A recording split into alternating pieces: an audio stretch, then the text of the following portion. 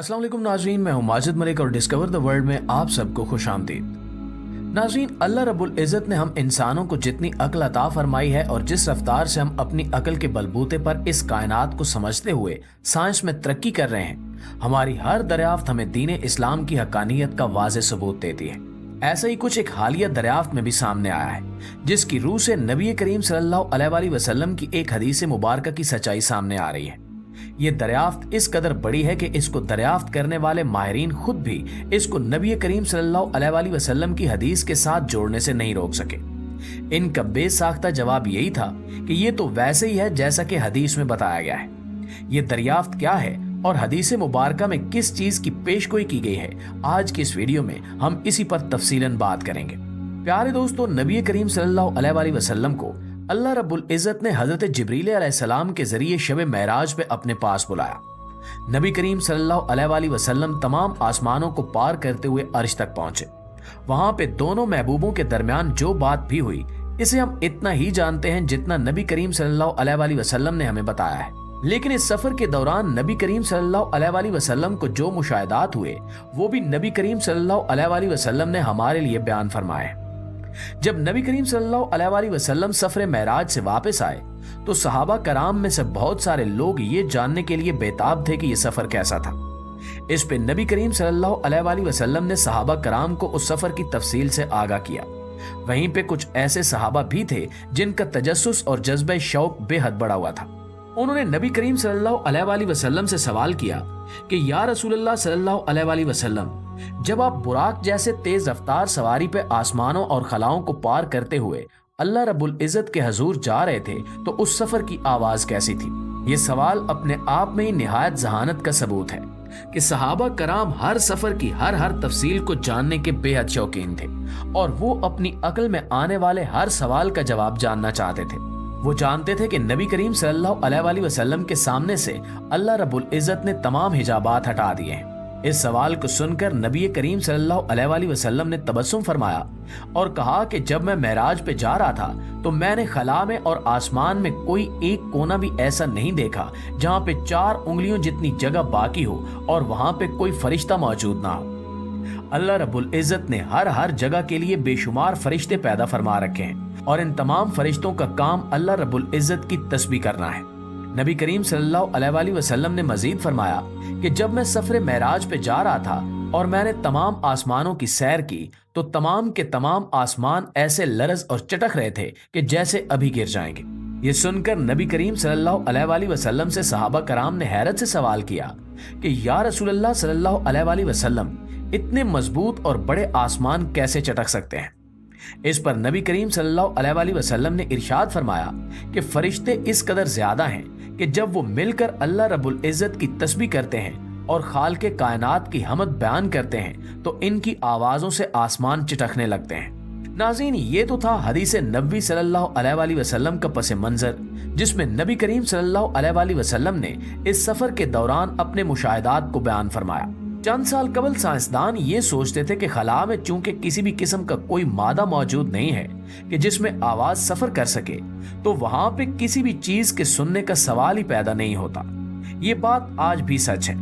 हम खला में जाएं तो हम वहां पे किसी भी किस्म की कोई आवाज नहीं सुन सकते। इसकी वजह यही है कि चूंकि खला में किसी भी किस्म का कोई मादा मौजूद नहीं है जिससे आवाज गुजर सके, तो वहां पे किसी आवाज का सुनना ही नामुमकिन है। अलबत्ता साइंसदान इस बारे में जानने के लिए बेहद पुरशौक थे कि अगर खला में आवाज सुनाई दे सकती तो वो आवाज कैसी होती। हम जानते हैं कि सियारे सितारों के गिर्द बेहद तेज रफ्तारी से गर्दिश करते हैं। खुद हमारा सूरज, जिसमें एक सेकंड में खरबों टन मादा जलता है और जोरदार धमाकों से हाइड्रोजन गैस हीलियम में तब्दील होती है, तो इसकी आवाज किस कदर बुलंद और खौफनाक होगी। इसी तरह से हमारी मिल्की वे गैलेक्सी में अगर आवाज को रिकॉर्ड किया जा सकता, जिसमें अरबों सितारे मौजूद हैं और इनके गिर्द खरबों की तादाद में सियारे गर्दिश कर रहे हैं, तो इन सब की आवाज कैसी होती। इस मकसद के लिए साइंसदानों ने तहकीक शुरू की और हम जितने भी सितारों और सियारों को जानते हैं, इनकी फ्रीक्वेंसीज का बगौर मुशाहिदा किया गया। फिर एक मखसूस कंप्यूटर प्रोग्राम के जरिए इन फ्रीक्वेंसीज को इस तरह ढाला गया कि हमें दिखाई जाने वाली फ्रीक्वेंसीज जिसमें सितारे अपने मादे को एनर्जी और रोशनी में तब्दील कर रहे थे, इसको आवाज में कन्वर्ट किया जा सके। यूं साइंसदानों ने खला की आवाज को रिकॉर्ड किया। आइए हम आपको साइंसदानों की रिकॉर्ड करदा खला की आवाज सुनाते हैं।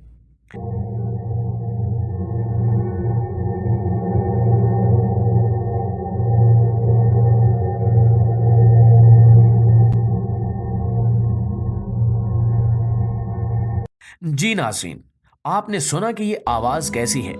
बेहद बुलंदो बाला और एक रिदम में गूंजती हुई आवाज, जैसे बेशुमार लोग मिलकर कोई तस्बीह कर रहे हों। जब साइंसदानों के इस ग्रुप ने, जिसने इसकी तहकीकी बुनियाद रखी, इस आवाज को सुना तो उनमें से एक साइंसदान बेख्तियार बोला कि ये तो ऐसे ही महसूस होता है जैसे मजहबी किताबों में लिखा है कि फरिश्ते मिलकर अल्लाह रब्बुल इज्जत की तस्बीह और हमद बयान करते हैं। ये बयान बेसाख्ता था और ये बयान वाकई हकीकत पर भी मुश्तमिल है। इस बारे में नबी करीम सल्लल्लाहु अलैहि वसल्लम हमें अपने सफर मेराज की दास्तान में पूरी तफसील से बता चुके हैं। नाज़रीन, ये दरियाफ्त इस कदर हैरत अंगेज है कि साइंसदान सोचने पर मजबूर हो गए कि आखिर ये कायनात जिसको अल्लाह रब्बुल इज्जत ने आवाज से महरूम कर दिया, ये किस कदर बड़ी नेमत है। साइंसदानों ने जब सूरज का मुशाहिदा किया और सूरज की मुशाहिदा करदा फ्रीक्वेंसीज को उसी सॉफ्टवेयर के जरिए से आवाज में कन्वर्ट किया तो ये इस कदर खौफनाक और तेज आवाज थी कि साइंसदानों ने बेइख्तियार इस कायनात के खालिक का शुक्र अदा किया, जिसने इस खला को आवाज के गुजरने का रास्ता नहीं दिया।